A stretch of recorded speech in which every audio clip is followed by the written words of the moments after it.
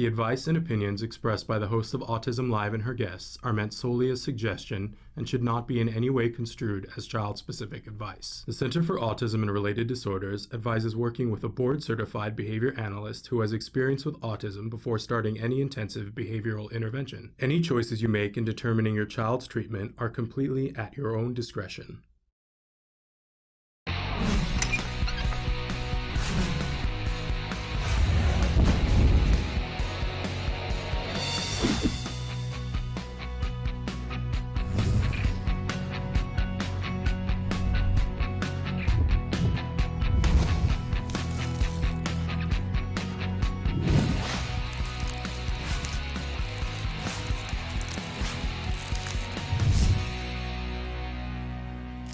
Good morning and welcome to Autism Live. I'm Shannon Penrod and we're coming to you live from a lot of different places around Southern California this morning. So thrilled to be here with you on this Wednesday morning because you know what Wednesday is. Whenever possible, we have Dr. Doreen Granpeesheh with us, and guess what? She's here with us live right now. Good morning, Dr. Granpeesheh. And she's frozen all of a sudden. Okay, we're going to come back to her, but there you are. I want to remind everybody that this show is live. It's meant to be interactive. We want to hear from you. We want to know your thoughts, your feelings, your questions, your concerns. There are more ways than ever. Hi, Michelle.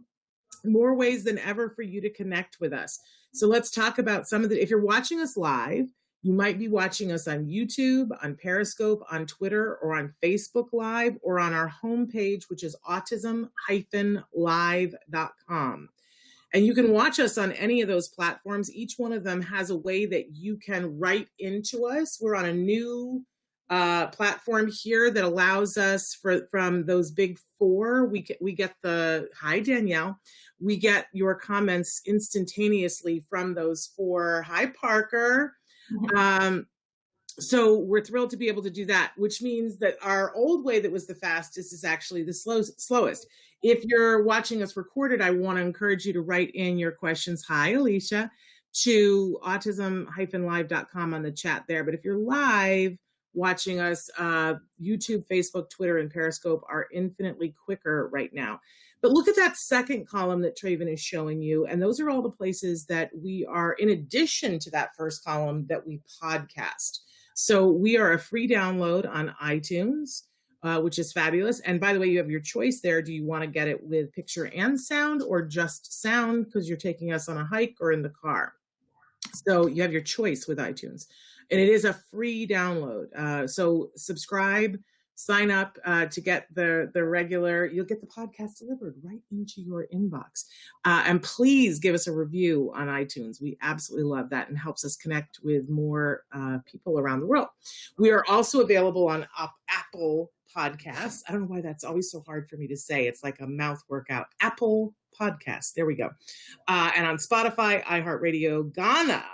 We're new on Ghana. Hi, Jeremy. And we are also now newly on Amazon Music, which check that out. That's brand new. Audible, Deezer, and a whole bunch of other places. Too many now to list on one form. But if you find that where you watch your podcasts, you look and, hey, Kayla, if we're not there, please let us know because we would like to be there. So our litmus test is if it's free to the user, we are happy to be there. And hi, Ria. We're so thrilled that you guys are here. And as I mentioned before, Dr. Grant, hi, Sanita. I feel like romper room. Like, you know, I can see Sanita and I can see Ria. So we're thrilled to have Dr. Granpeesheh here. She's a true expert in the field of autism. She's been working in this field for years. You would never know to look at her how many years she's been working in this field. She's the founder of CARD and the founder of Autism Care Today. And truly, I think a visionary in this field. She's been able to see around corners for multiple decades to be able to help individuals who are on the autism spectrum and the people who love them. So Dr. Granpeesheh, thank you so much for being here this morning. It's such a pleasure, Shannon. Hi, everyone. Very nice to be here.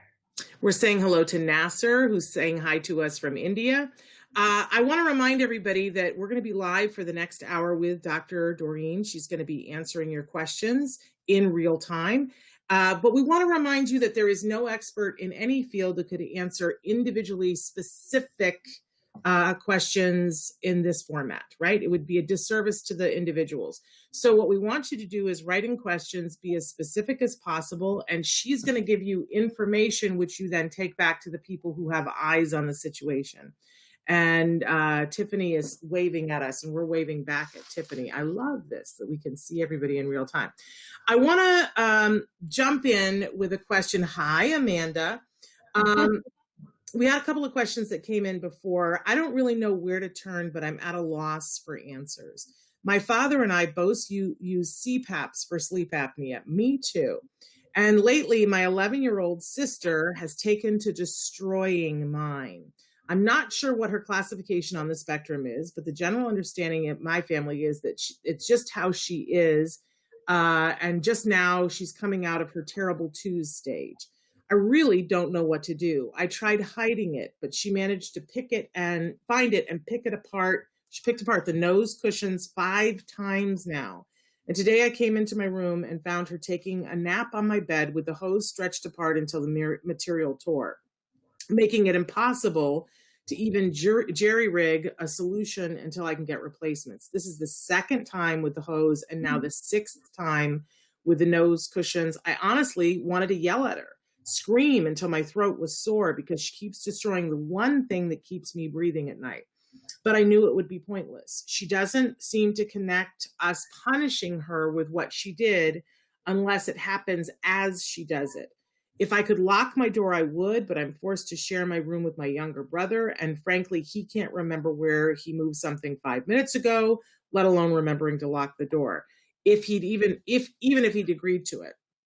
I'm just at my limit, and I know the next few days are going to be an irritable and sleep-deprived hell until I can get my replacement parts. And even after that, I don't know how to keep her from destroying it again. Can you guys please help me? Sending this sister much, much love. This is tough stuff. What do you think, Dr.? Yeah, it really is. It breaks my heart to hear that you're struggling with this.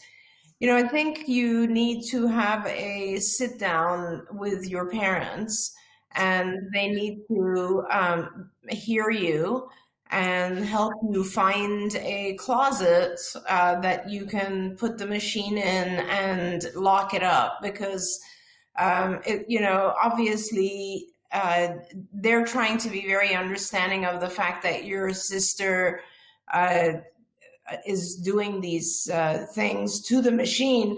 But at the same time, I feel like they need to also hear you. And sometimes it's hard for parents when they're very engaged in trying to help one child. They often will unintentionally not hear the requests for help from another child. So I really think that you should go back, talk to them, and explain to them that you're at your wit's end and you really need your machine and so on, so that they can help you lock it up. Now, having said that, it could be that your sister sees that you have the machine and your parents have the machine, and she is thinking that she would like to have her own as well. In other words, I'm not sure if she understands what the CPAP machine is for, and perhaps she feels like this is something that that you guys have, and she wants to have her own. Like, she just wants to be in.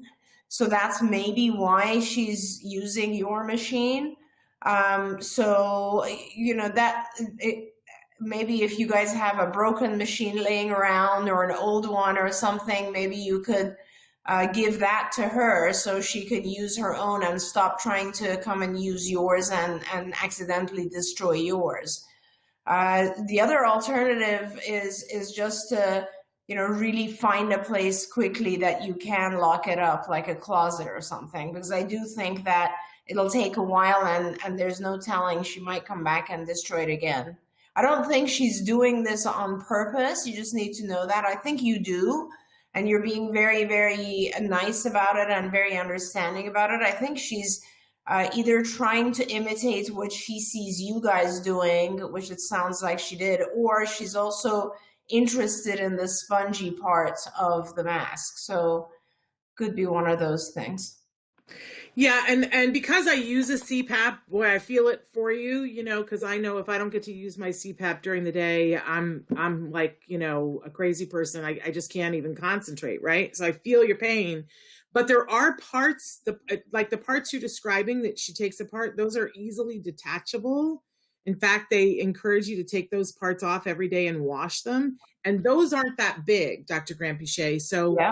you can take the hose off, and you can take with the mask parts, and I'm sure you can find some place that's secret or can be locked or whatever. But I love that you mentioned that it's not with malice. She probably wants to be like you. It's fascinating. Yeah. I mean, the first time I saw somebody who had one was my mom, and I was like, what is all this contraption? It's kind of cool.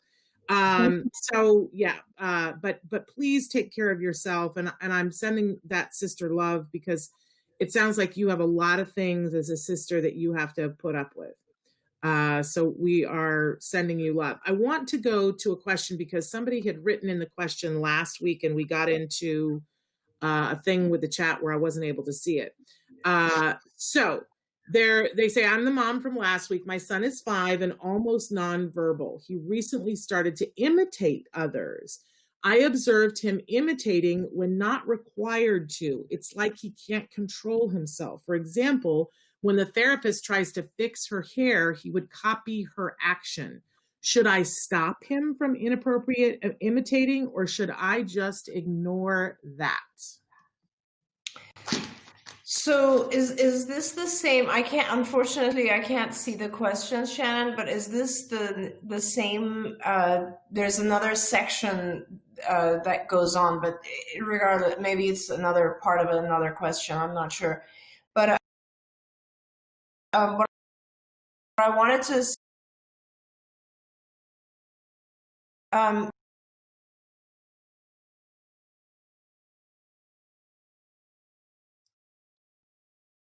oh, I'm muted. there you go. You couldn't hear me. I don't have. Sorry about that. No worries. I'm not controlling it, as you know. So, but I'd be happy to do anything you guys want me to do if you tell me how to do it. But you're doing great. But there is another part of the question.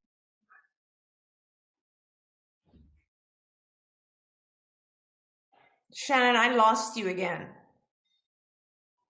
Okay, why is it muted? Here, now you're back. Okay, can you still hear me now? Mm-hmm.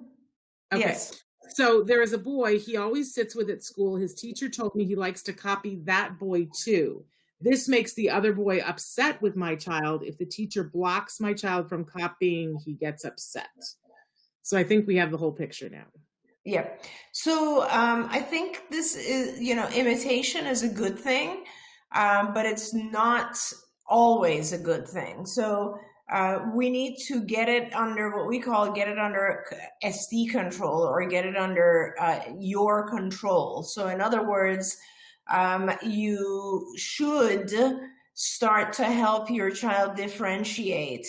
And the way that you do that is when it's okay to imitate, or when you actually want him to imitate, then you will precede the imitation by saying, do this. And then you will allow him to imitate or say this, or whatever instruction you'd like. And the rest of the time, you don't give that instruction. And so by doing this, you're teaching the child to discriminate.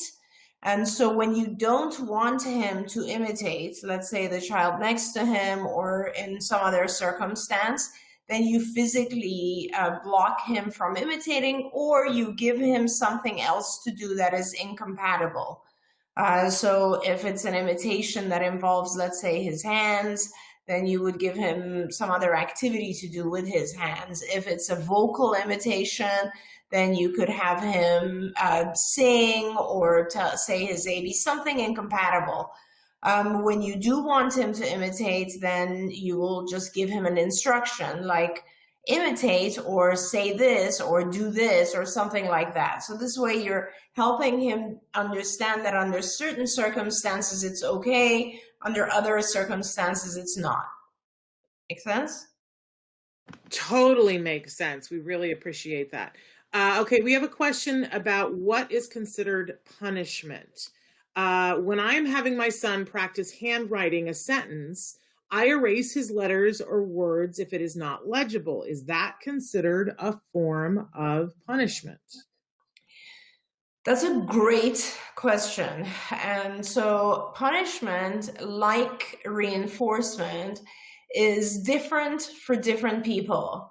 So, it's not necessarily defined by its topography or how it looks, it's defined by the results that it has. In other words, anything you do that results in a reduction of his behavior, any stimulus that you present and that reduces his behavior would be classified as punishing, so, or aversive. So it could be that erasing something is punishment for him.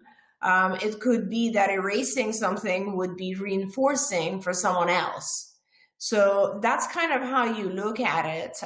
There's absolutely nothing wrong with what you're doing. I also want to say that because I know that a lot of people kind of see anything that's titled as punishing as being a bad thing. But the truth is, sometimes you have to have consequences. That's right. And sometimes those consequences are negative. And for our kids to realize that if I write, let's say, where I'm not supposed to write, someone is going to come and erase it. It's not going to stay there. And that could be unpleasant, but nevertheless, it is a real consequence that needs to occur. Okay, and they asked, what if the child refuses to hold a squish ball or a fidget toy when engaging in motor stereotypic movement? Are the motor stereotypic movements hand-based or body-based? Because if they are hand-based, there are other things you could do. For instance, you could have the child put their hands in their pocket. You could have the child sit on their hands. There are other things you can do. If they're body-related, then they need to involve the whole body.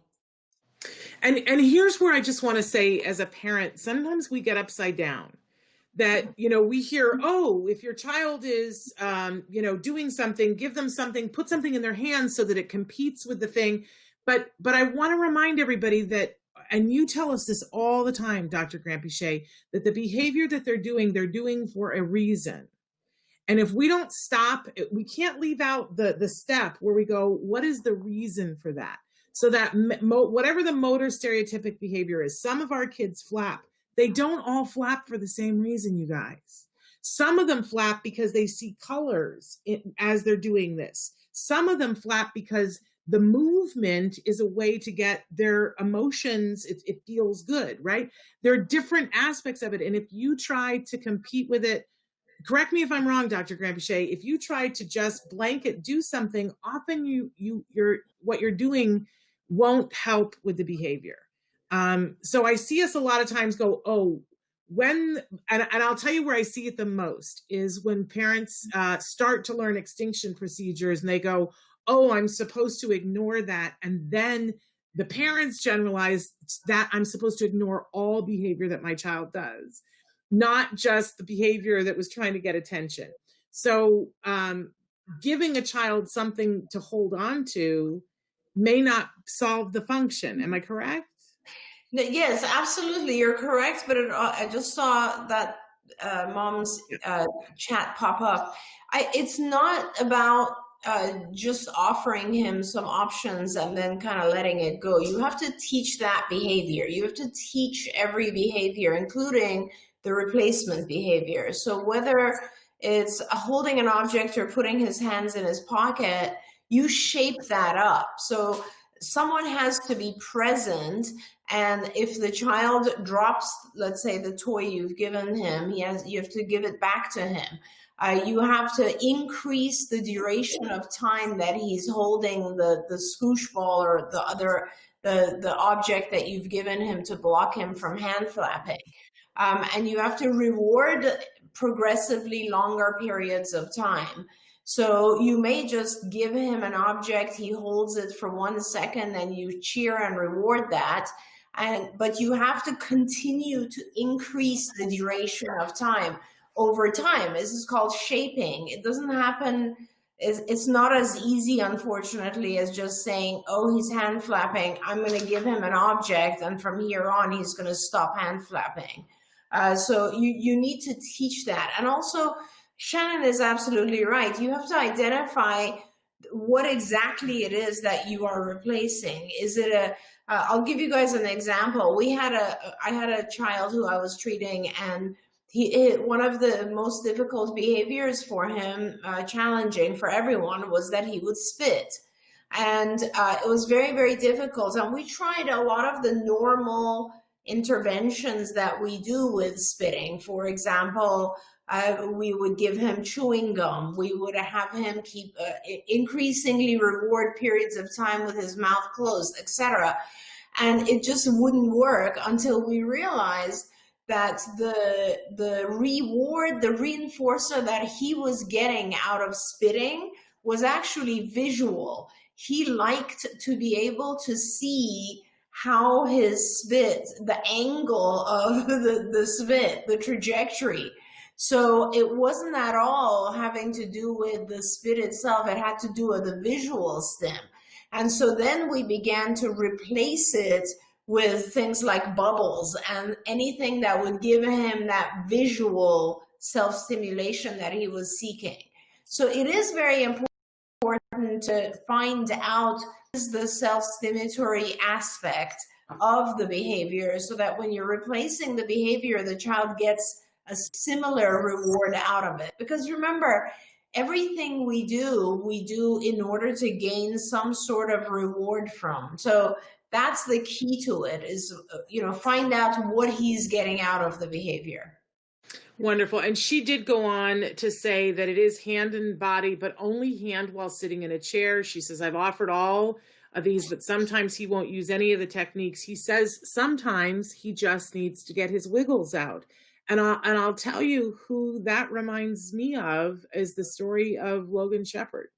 That for those of you who watch the show, there's an amazing, he's an adult now, but he's a professional drummer and has been a professional drummer since he was in his early teens. But, he was a person who did this. And you, Dr. Grampiche, and CARD as a whole recognized that there was a need here and turned this into something really functional. And he gave him some drumsticks, and the kid is a professional drummer. And I don't know if you've seen Dr. Grampiche. He has a video out right now. I'll find the link to it, that it encourages people to vote, and it's him and a band that he's playing with. He's on the drums, and there's a fabulous woman singing about how now is the moment, and it's interspersed with clips of Martin Luther King and saying, here, make your voice be heard. And it's just to get out the vote. It does not align with any party. It's a beautiful video. But a perfect example of, I think it's so important that we don't just gloss over and go, that behavior is just in the way, let's get rid of it. I don't think that takes into consideration the individual. It's one of the reasons why I love Dr. Grampiche so much, because she recognizes that these are people and that they have needs. And if he's saying he's got wiggles to get out, then he needs to, right? But finding a different way. But holding a koosh ball does not get your wiggles out. That's right. Right?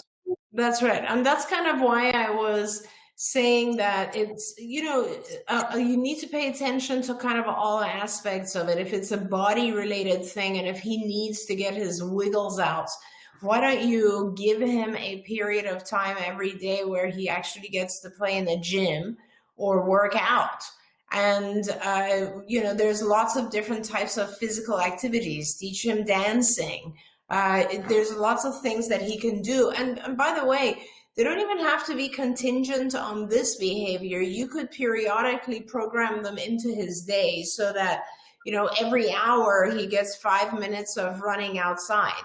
And that kind of thing might actually help calm him down.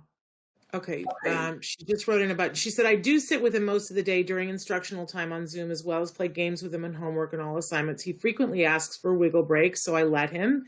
I said, let's have a dance party or arm wrestle, jumping jacks, but I can't be with him 10 hours a day. He does a little less movement when he's at home with his therapist because they mark it on their iPad. We Yeah. also have a trampoline and we jump on it a few times a day in our backyard. I just want to acknowledge what a great job mom is doing. I was I gonna say just, the same. yeah, Yeah. yeah.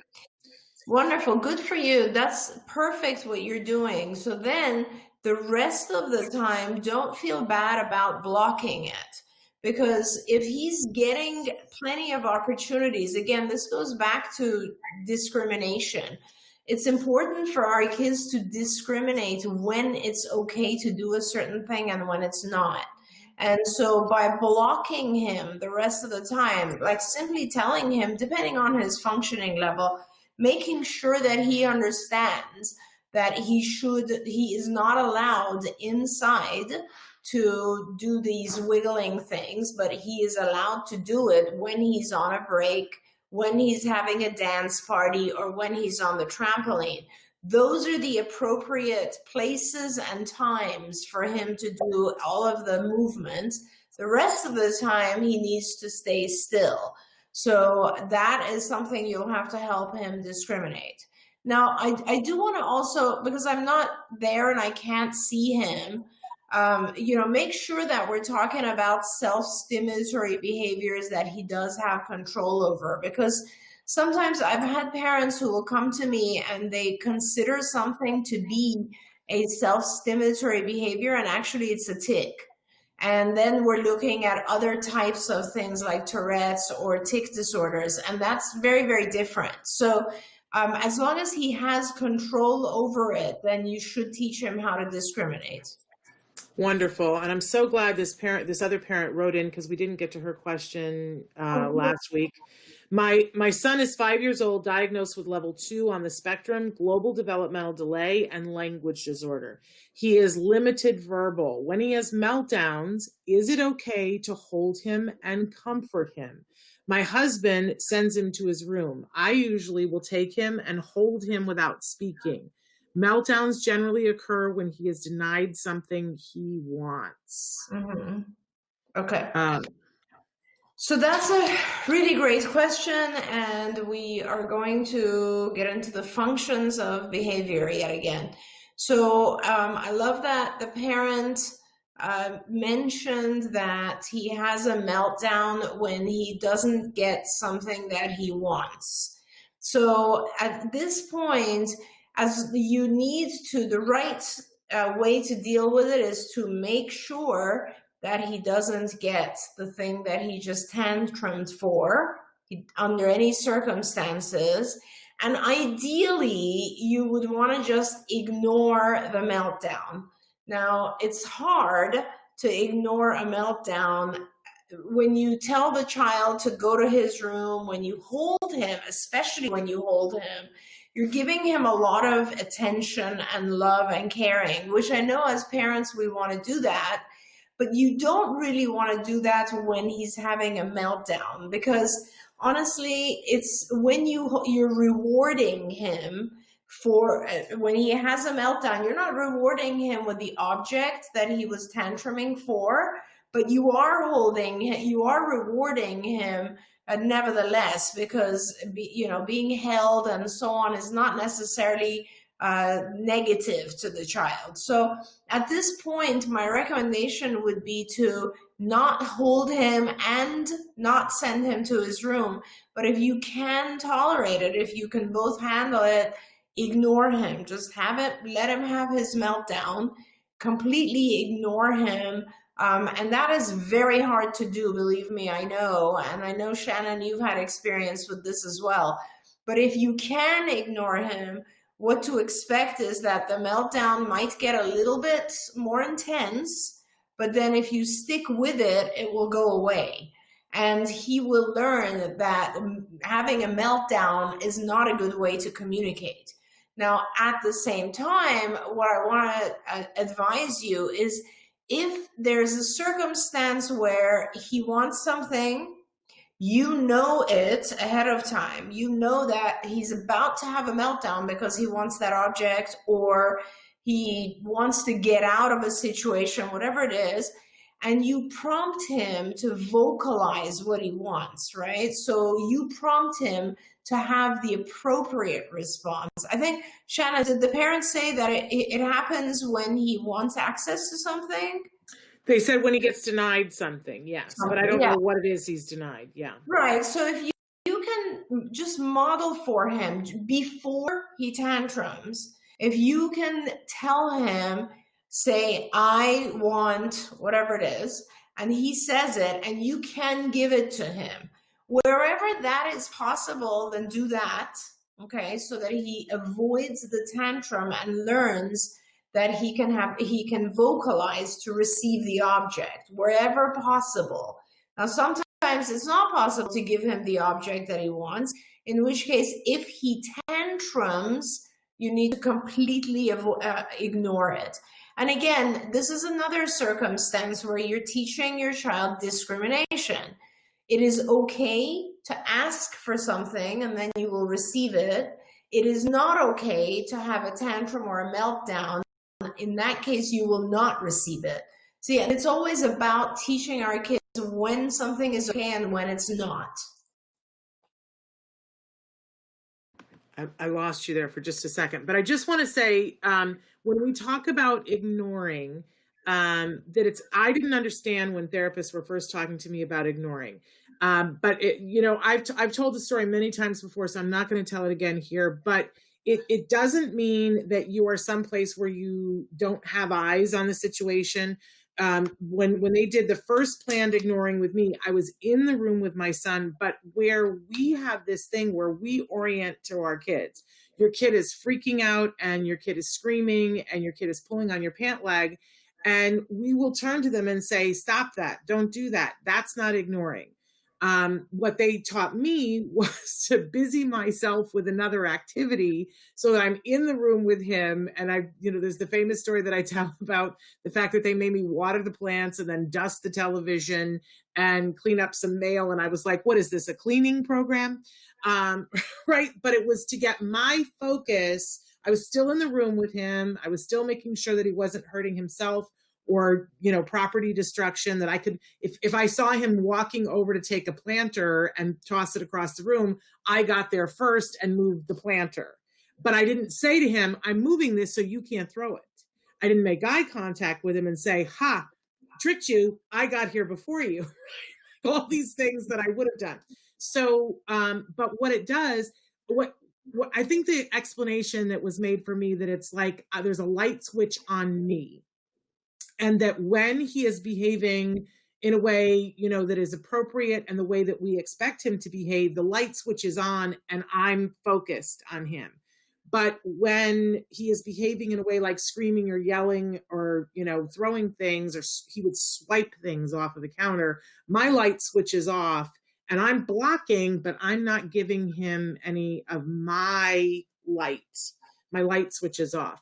And that's super important to learn how to do. It does not mean you send them someplace else where you don't have eyes on them, or that you ignore everything that they say. Only if he's screaming, I'm, wiping my phone off, right? And then if he stops screaming and he says, Mom, what are you doing? I go, oh, I'm wiping my phone. And then if he starts screaming, I go back to wiping my phone and not paying attention to what he's doing. It's hard, y'all. It is hard. And be gentle with yourself if you don't get it right the first time, but it works. They learn so quickly. Oh, she's not giving me what I want for that, so I guess I'll try something else.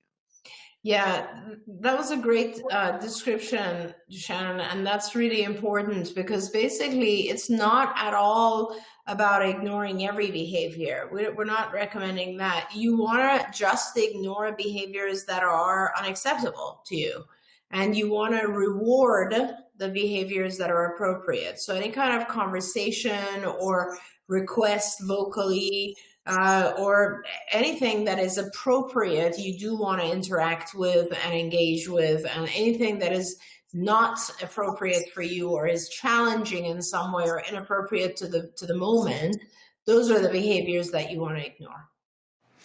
Yeah, and it's super hard, you guys. It goes against everything that you ever saw anybody demonstrate in terms of parenting on a TV show or in a movie or anything, because and your in-laws are going to lose their minds when you do Yeah. this. Like they're going to go, you need to say something to him. You need to, like, he needs to be talked to. You can't just let that go. And in fact, it doesn't work. It doesn't work. I have to get to this question, and I know we got a bunch of live ones, but somebody had written this in ahead of time. We have to get to it.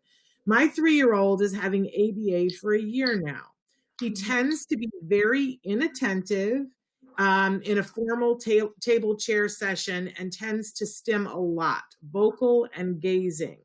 The BCBA has advised to put a hand on his mouth to irritate him and stop him stimming. Is this the right approach? It's been used for months now and it's not working, according to mom's viewpoint.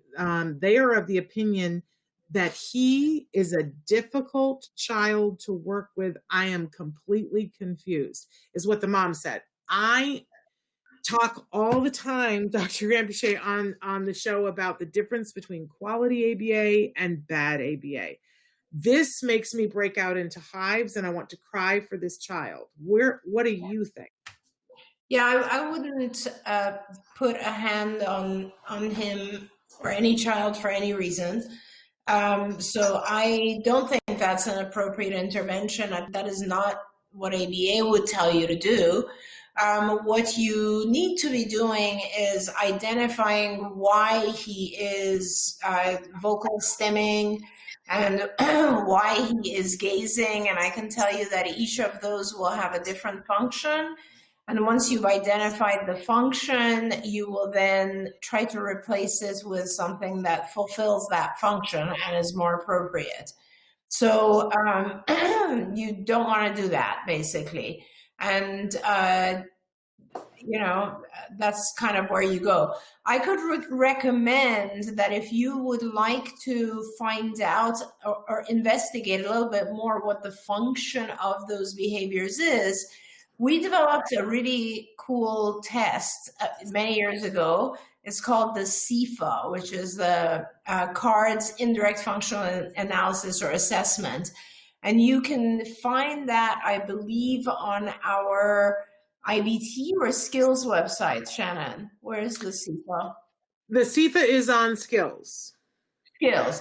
And if you go on the skillsforautism.com website and you look for CFA, CIA, it's a series of questions and you answer the questions and it will help you identify the function of each of those behaviors so that you can then, and it'll link you to ideas, a behavioral intervention plan for each of those behaviors. And that takes me into my weekly announcement of what is free on CARD and on skills and IBT. So everybody get out a pencil or a pen or your phone so that you can take down a number. I'm going to tell you what's free, and then I'm going to give you a number that you call to get free access to these trainings. This week for ABA parents, and this is directly from the folks at Skills Global IBT, for our ABA parents and guardians, we will continue to offer free IBT parent e-learning course, Parent Overcoming Challenging Behaviors. I just really want to recommend that everybody take advantage of this because it's such a great training. It's a video. You'll get free access to it. You can watch it. Your significant other can watch it. You can show it to your babysitter. You'll learn a lot and it will make things better. Parent Overcoming Challenging Behaviors. For teachers, they're continuing to offer their IBT Educator Learning Module, Educator Starting to Teach, and that's available to teachers at no charge. They are continuing to offer their RBT, which is Registered Behavior Technician 2.0 training, free for parent audience on a case-by-case basis. So if you're a really motivated caregiver and you want to learn what therapists learn, the beginnings of what they learn, there's an online course. They'll give it to you for free. It's like a $440 value, but they'll only give it on a case-by-case basis. You have to let them know that you're serious business about it because it is a 40-hour training and they don't want to give it to people who aren't going to use it. But in addition, they're continuing to offer a 10% discount on all skills products for anyone when they call the office. All you need to do is call the number I'm about to give you, say that you're an Autism Live viewer, say that Shannon sent you, ask for the friends and family discount, because that's what you are, friends and family. Ready? Here's the number, 877-975-4559. Traven, if there's any way to put that on the screen, that would be great. I'm going to say it 2 more times, 877-975-4559. 877-975-4559, and that will get you to Skills Global IBT. They have a whole bunch of things that are helpful and useful, and they're trying to offer you something free every week during COVID to help you to get through this difficult time, and we thank them for that. I am the hugest fan of Skills and IBT, so we appreciate that. Okay, I want to get back to the questions in the chat. Give me a second here. So my 10-year-old son constantly swears, and it's getting worse, swearing more, especially during transitions and high stress moments. He says they're just words and mean nothing, and that I swear it's okay. That I swear, so it's okay. So hard for me to ignore, but when others may hear him, they think it's a lack of parenting. He's very high functioning and does not yet know about his diagnosis. Yeah, so if he's very high functioning, once again, this is an opportunity to teach discrimination. A lot of people swear in private or even in the company of very, very close friends, but not in public. And he is 10 years old, so he has a different set of rules, I guess, than you do. So I have a number of different suggestions. One is you need to stop swearing in front of him. So for the time being, I know that's hard. Shannon's like, oh my gosh. But just for the time being. And the second thing is there's a number of things you have to do. You can, first of all, if he's very high functioning, I think it would be important for him to see or realize, and it's up to you how you make him see this, that others disapprove of this. So in other words, other kids his age may not want to play with him, or other teachers might think poorly of him, or when others see him swearing, they will not like that. Now, you could set this, I don't know what his rewards are. Like, some kids are very interested in making other kids like them. Other kids don't really care about that. It depends on what's important to him. But there is a lesson that we do called Circle of Friends. And what you do is you basically will teach him that, it's okay if you swear in front of us. So it shows you levels of friendship, right? So it shows you family, like the smaller family unit, and then larger family, and then friends, and then acquaintances, and then so on and so forth. And you show him those concentric circles, and you give him a list of things that are okay to do or not to do for each group.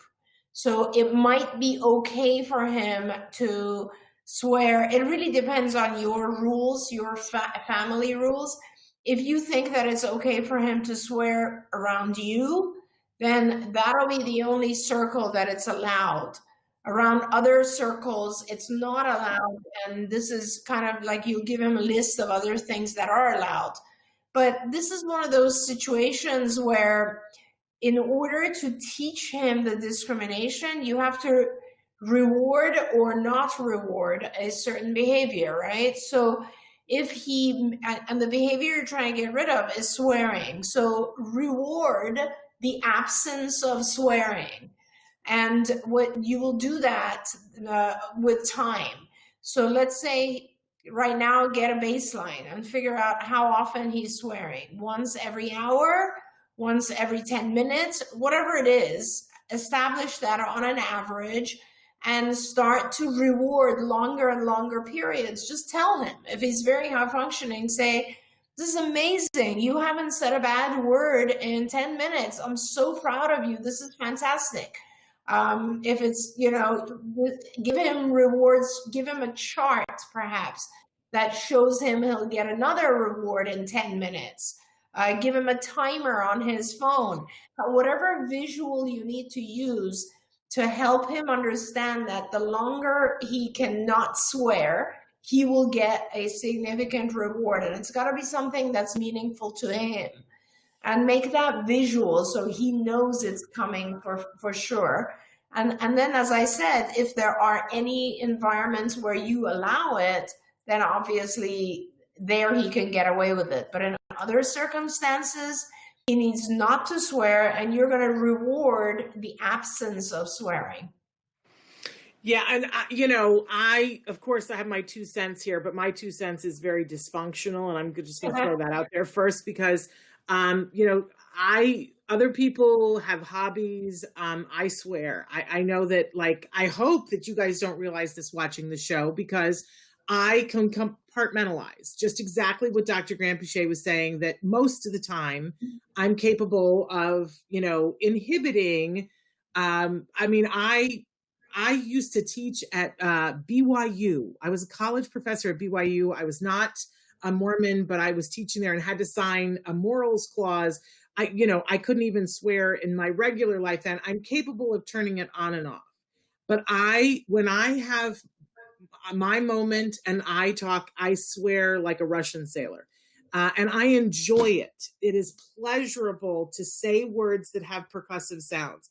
So, and most people, when they have children, you like to swear, you keep swearing, and then your child mimics you and you go, oh, I better stop that, right? Well, that wasn't the case with my child, because my child stopped speaking. So, which made me mad, which made me swear all the more. So, and I wasn't inhibiting my response. And when we started ABA, my team had to come to me at one point and go, we have a little bit of a problem here. Because my child, he didn't have good enough diction so that people could understand what he was saying. But the more you were around him, the more they realized he is throwing some words down that are going to get him in trouble in school. That's so fun. Yeah, well, the first full sentence he said had that on his own, completely unsolicited, had the F word in it. And I, of course, was like, woo, because I know for sure we didn't DTT that. That was, he picked that up, right?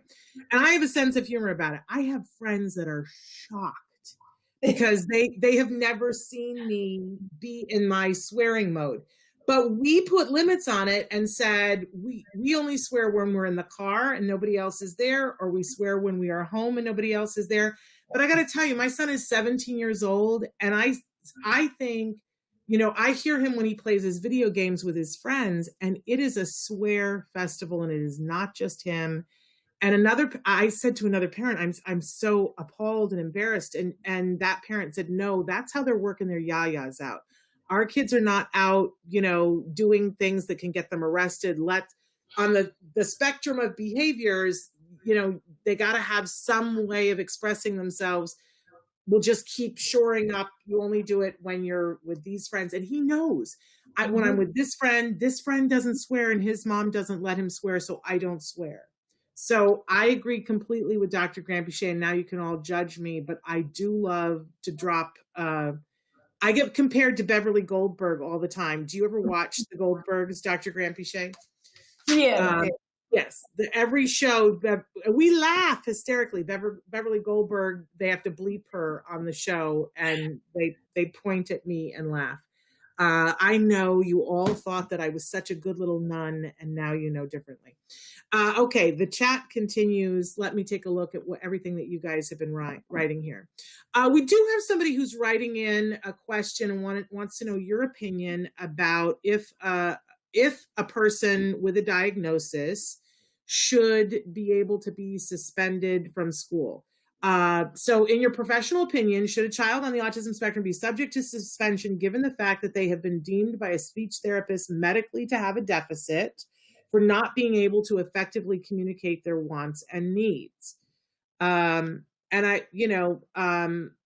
I think if Bonnie were here, Bonnie would say, Bonnie has talked about this, Bonnie Yates, special education attorney who's a regular on Mondays, there are very specific laws about this, right? But it depends on what the child did. Yeah. And it depends on what was done to assist and support the child. Yeah. So, bottom line is, in terms of school, the school is responsible for your child's safety, but also for the safety of everyone else at school. So they are supposed to give your child enough support, both physically and with an aid and with an IEP in place and with a behavior intervention plan in place and with accommodations and modifications, so that your child doesn't end up doing something that is difficult, challenging, or dangerous to himself or to others. So bottom line, if the school did all of that right, and your child did something that could potentially be dangerous to others, then yes, I would say they have no other alternative but to suspend. However, in most cases, the school, unfortunately, either due to lack of knowledge or lack of resources, doesn't do everything that they're supposed to do to accommodate and support and help and guide and teach our kids. And so as a result, our kids tend to use challenging behaviors to communicate what they want instead of appropriate behaviors.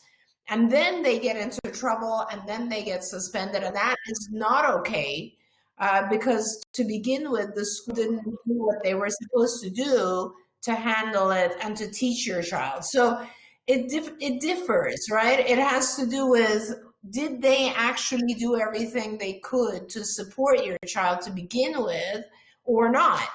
And also, what was the behavior? Shannon said, it's one thing to, throw a pen. It's another thing to throw a chair. So it kind of, it depends. And again, even if your child threw a chair, was it something that the school knew would happen? Did they give your child an aid for him to be able to stand right behind the child, help him? Did all those things occur? And usually the answer, unfortunately, is no. A lot of the antecedent control, the stuff that we should do ahead of the behavior, doesn't happen, and our children have meltdowns. Yeah. I get really mad when we talk about suspensions, because I don't believe in the whole suspension policy anyway, because we know a lot of times I know, being an ex-classroom teacher, a lot of times kids will act out in class in order to be sent out of class. Absolutely. And when they get older, they act out more so that they can be sent out of school. If every time I act out, you send me home so I can sit and watch cartoons at home, I learn very quickly, I'll just do that, and then I get 10 days at home. So I have problems with all of that to begin with. But I will tell you, this mom is writing in and say they did not have behavior support, despite having 1 year prior, and then it went away, the return to the brick and mortar. So here's what I want.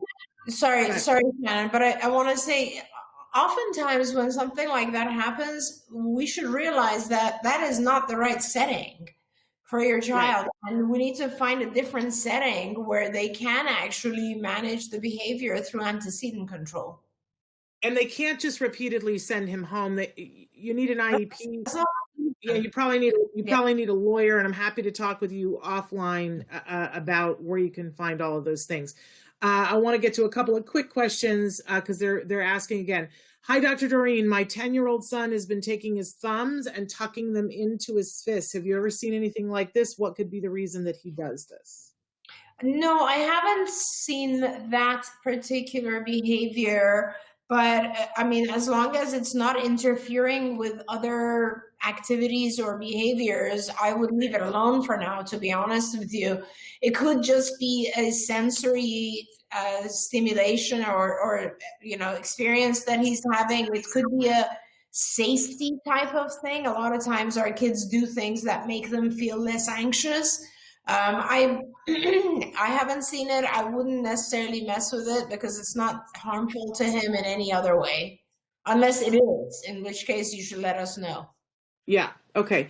And I want to get to a question about toe walking that we had from last week too. This is a twin sister of someone who has a diagnosis. She does not. She's 5, has ADHD and global developmental delay and language disorder, but not enough autism symptoms to get a diagnosis. She walks on the balls of her feet probably 70% of the time. She's very sensitive to shoes and socks. They must be and feel perfect, or she will not wear. She walks this way barefoot, socks, or with shoes. I would recommend that you see someone else for diagnosis. I think that would be kind of important to do because those did not sound like ADHD symptoms. I'd want to make sure that you get a second opinion on diagnosis first. Okay. All right. And then let us know how that goes. We are just about out of time, but I want to take a second we had 2 questions that came in about food. One from a 26-year-old who identifies themselves as being on the spectrum and vegetarian, and all they eat is white food, and they just never learned how to eat regular food, and they're concerned. I know you have a lot to say about that, but I also want to encourage them to watch. We've had an adult on the spectrum who's a vegan who has a cookbook out. Her name is Anita Lesko. And I would look to see the interview that we did with Anita Lesko. I think that you're going to find some great answers there. And in addition to this, we also had a question about someone trying to get their 15-year-old son to try new foods. I know that the food thing is very much something that you're very knowledgeable on, Dr. Granpeesheh, and it's a passion of yours to talk about good nutrition for folks on the spectrum. You've got a minute and a half. Anything you want to say? Sure. I mean, there are a lot of good cookbooks out there. My daughter is actually both gluten-free and vegan, so I know that there are really good cookbooks out there. But I'm wondering if in this case, the issue is not the food, but perhaps the color or texture, which a lot of times our kids become very selective based on color and texture, which I think is a very interesting thing that happens. And what you need to do is you need to shape the behavior and reward progressively more different foods. So you might, if it's color, for instance, you might alter the color very gradually and go from, let's say, white to beige to gray foods to then darker foods or green or whatever foods. If it's texture, what we do is we begin with very, very small amounts of something that you can chew and then gradually increase that or gradually decrease that, because there's some kids who like chewable foods and others who will never chew anything and they like mushy foods. So it's a shaping procedure, and like everything else in shaping, it's gradual reinforcement of slightly altered foods so that you can eventually get to the point that you want. Thank you. And I just want to say too, for the 26-year-old who is vegetarian, and they talk about how they can't bear to eat onions, that there's like a feeling in their mouth that they just don't, sometimes I have a very dear friend who has an allergy to onions and garlic. And when she eats them, she is not on the spectrum, but when she eats them, it starts with a tingling and then it burns. Yeah. And then if she eats a lot of it, her tongue swells. Yeah. So, don't discount that, if something physically doesn't feel well, there are people who have allergies. Absolutely. Thank you for saying that, because I feel the same way, Shannon. I don't eat onions. I eat garlic, but I cannot eat onions because they actually make my stomach hurt. I get bloated from them. So I would say the same thing. If it's something that's not absolutely necessary, and if it's one item, leave it alone. I mean, there are kids who will not eat a whole array of things, in which case we have to be selective and try to teach them. But you can get allergy testing ahead of time to identify the things that they're allergic to. There we go. We are so out of time, but Dr. Granpeesheh, I just adore you and I appreciate taking this time with you. And I learned so much and it's so fun to be with all these folks. I know we didn't get to all the questions and comments, you guys. I hope you see that we're doing the best that we can, but we will continue on. Tomorrow, we are back here live with the show and we have a wonderful mom blogger. Kirsten Hunter is going to be here with us. She writes the blog Behind His Eyes. And so we've got a big show planned for you.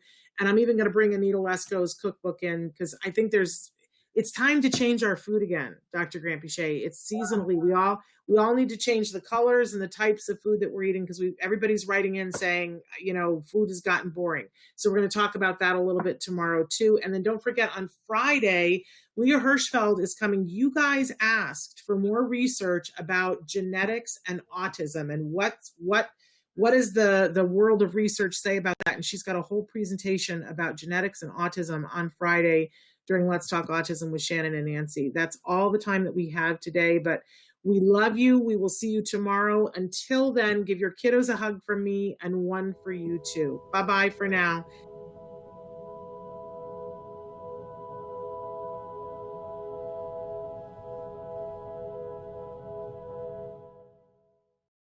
Hey, thanks for watching Autism Live. To subscribe, click here. And if you'd like to check out some more of our videos, click here.